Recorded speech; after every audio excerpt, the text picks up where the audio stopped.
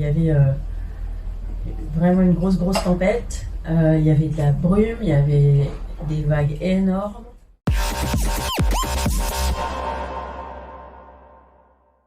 Le passage du Cap Horn, c'était pas facile, déjà parce que les conditions étaient super difficiles. Il y avait vraiment une grosse tempête. Il y avait de la brume, il y avait des vagues énormes.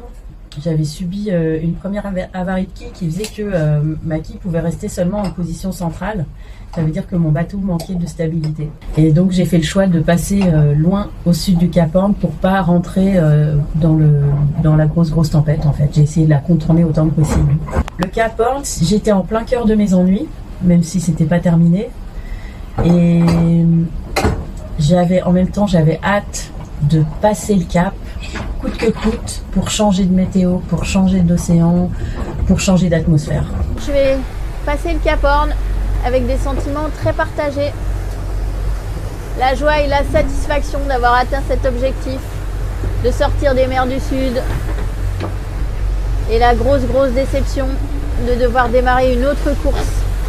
Aujourd'hui, je sais que le Cap Horn sur un Vendée Globe, c'est un passage symbolique et très important parce que c'est vraiment la sortie des mers du Sud, ou en tout cas c'est la porte de sortie d'un espèce de tunnel qui dure des semaines et des semaines.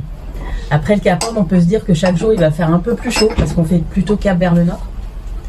Donc il y a plein de choses qui sont réjouissantes et en même temps, souvent c'est très difficile parce qu'il y a souvent des grosses tempêtes. Donc je sais très bien que le prochain passage peut être aussi très compliqué, mais qu'une fois qu'on s'en est sorti, ça peut déjà être pas mal.